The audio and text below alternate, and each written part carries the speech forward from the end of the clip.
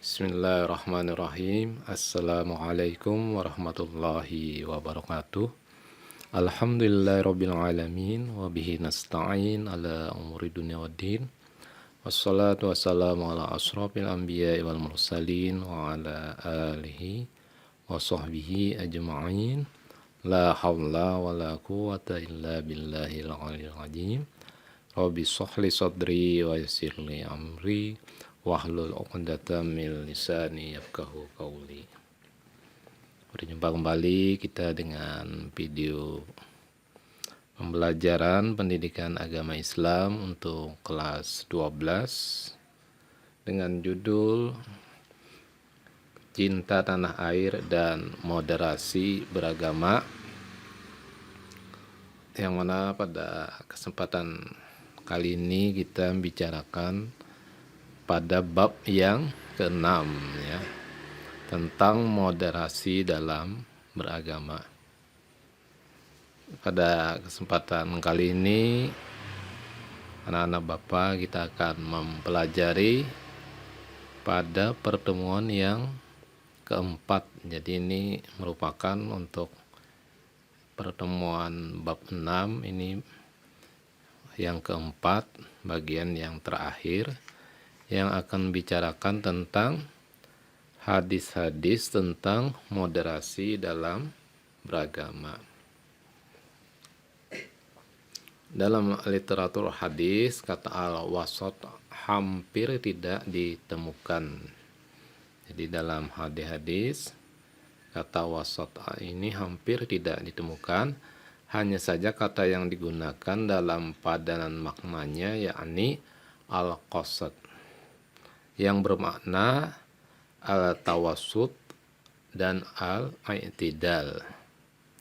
Dalam salah satu contoh hadis yang menggunakan kata al-qasad adalah hadis yang diriwayatkan dalam Sahih Muslim tentang sahabat Jabir bin Samurah tentang pelaksanaan khutbah Nabi Sallallahu Alaihi Wasallam pada hari Jumat. Hadisnya adalah berbunyi sebagai berikut.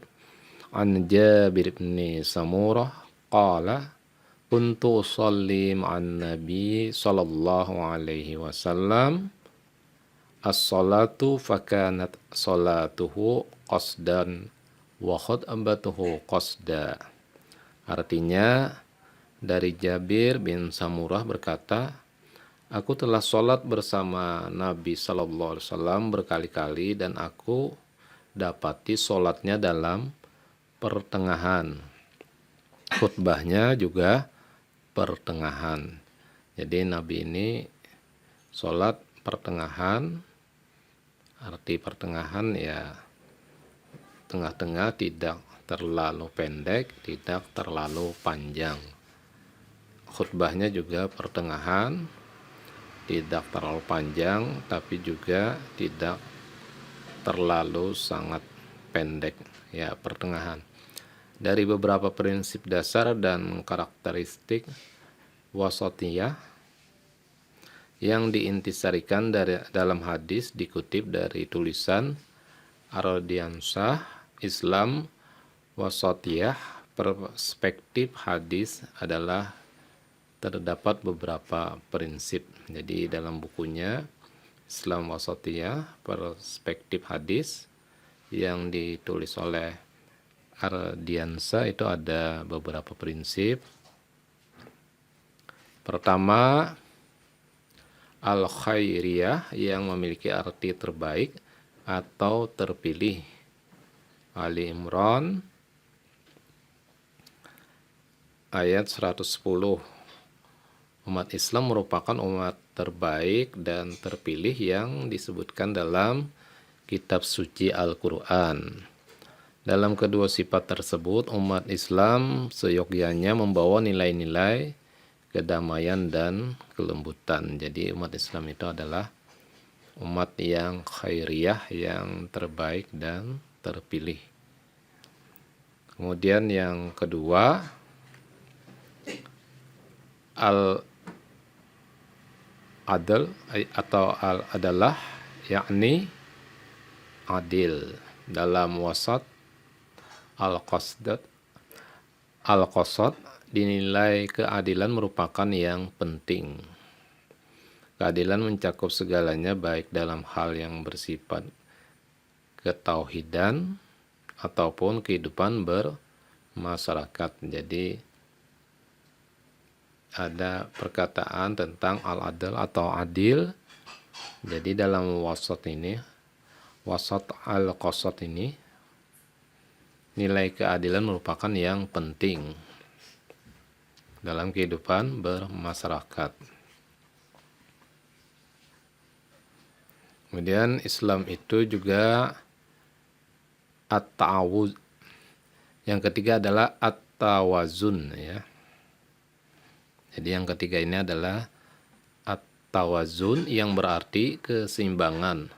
Karakter ketiga ini menjadi pengikatnya. Islam menjadi agama yang sempurna karena Islam mampu menyeimbangkan antara urusan dunia dan akhirat. Jadi Islam itu adalah agama yang seimbang antara urusan dunia dan akhirat.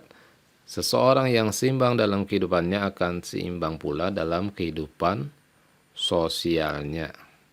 Jadi apabila dia itu orang yang seimbang dalam kehidupan pribadinya, maka dalam kehidupan sosialnya pun akan menjadi seimbang.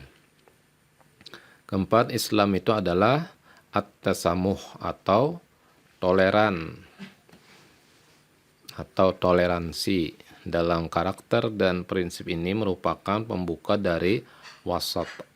Seseorang yang menjalankan sikap tasamuh akan tawazun, kemudian sikapnya adalah adil, lalu dari situlah menjadi umat yang terpilih dan terbaik.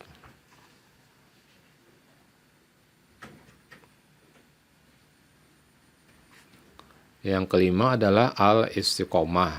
Islam itu istiqomah atau konsistensi. Konsistensi atau konsisten.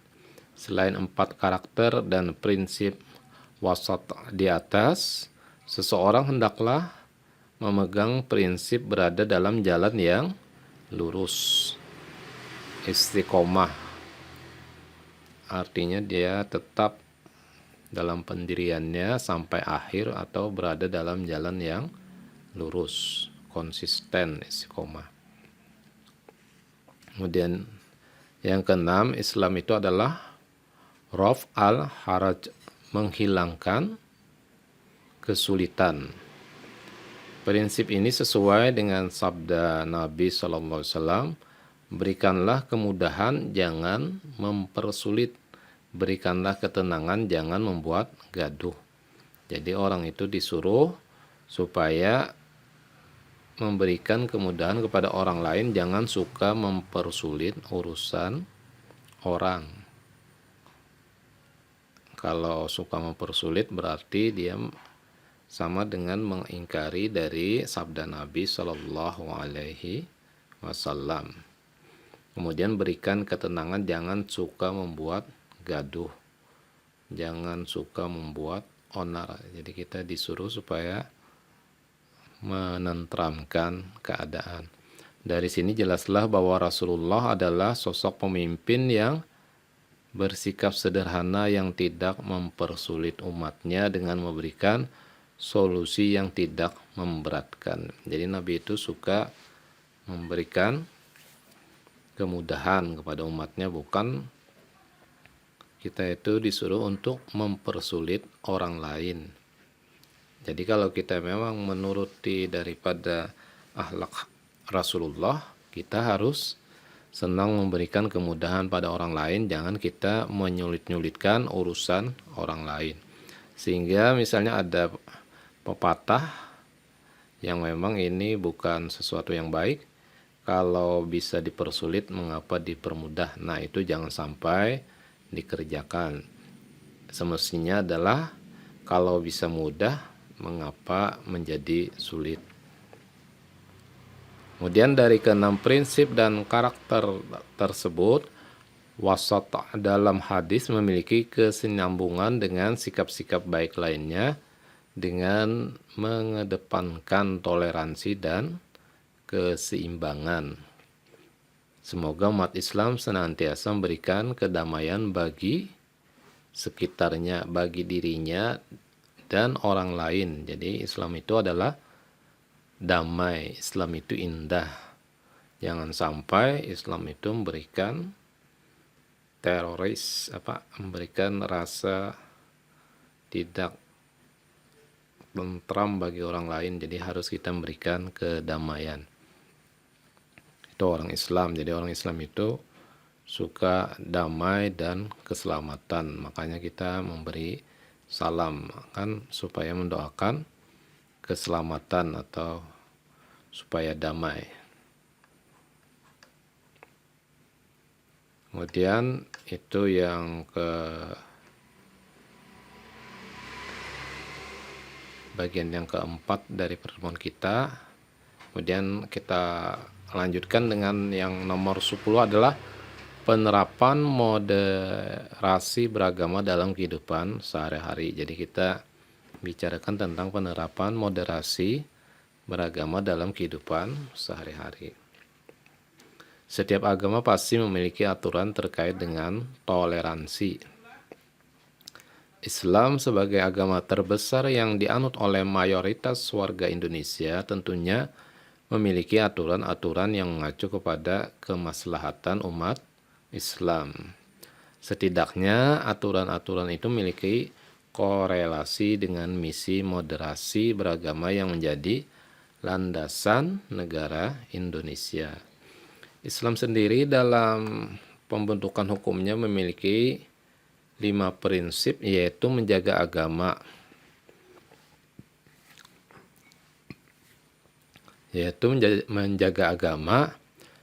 hibjuddin, menjaga jiwa, hibjun nafs, menjaga akal, hibjul akal, menjaga keturunan, hibjul nasl, dan menjaga harta, hibjul mal. Nah, itu ada 5 prinsip dalam agama. Yaitu adalah tadi menjaga agama, menjaga jiwa, menjaga akal, menjaga keturunan, dan menjaga harta. 5 dari prinsip hukum Islam tersebut dapat digambarkan bahwa hak untuk hidup bersama, menghargai keberadaan orang lain, menjaga keberlangsungan hidup, dan menjaga nyawa seseorang harus dijunjung tinggi. Nah, itu adalah 5 prinsip hukum Islam bagaimana kita dapat hidup bersama, menghargai keberadaan orang lain, kita menjaga keberlangsungan hidupnya, dan menjaga nyawa seseorang harus dijunjung tinggi. Juga ada menjaga harta juga, ya kan? Insiden kekerasan mengatasnamakan agama telah bertentangan dengan prinsip kehidupan umat manusia. Jangan sampai ada insiden-insiden kekerasan karena mengatasnamakan agama, karena tidak ada toleransi. Insiden-insiden kekerasan tersebut terjadi disebabkan karena pemahaman agama yang parsial. Artinya hanya bagian-bagiannya saja, bukan secara utuh. Konflik pendirian tempat ibadah dan ketidaksiapan hidup berdampingan merupakan salah satu faktor penyebab terjadinya intoleran. Karena mungkin tidak siap hidup berdampingan dengan agama lain, maka terjadilah faktor intoleran.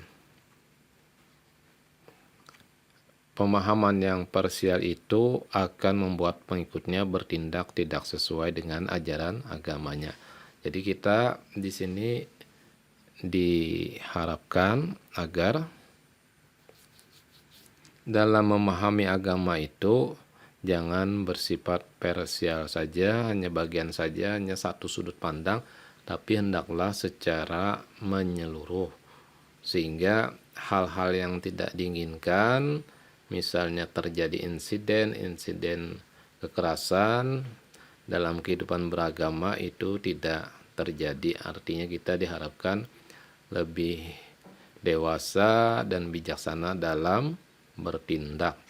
Kita harus mengutamakan akal pikiran daripada hanya mengutamakan ego kita semata.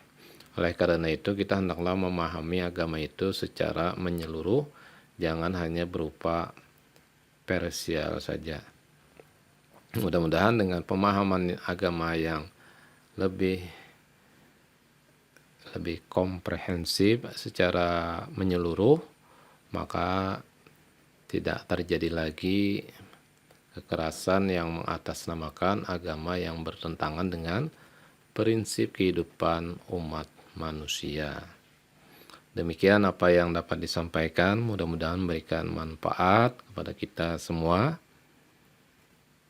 Akhirnya mohon maaf kalau terdapat kehilapan dan kesalahan.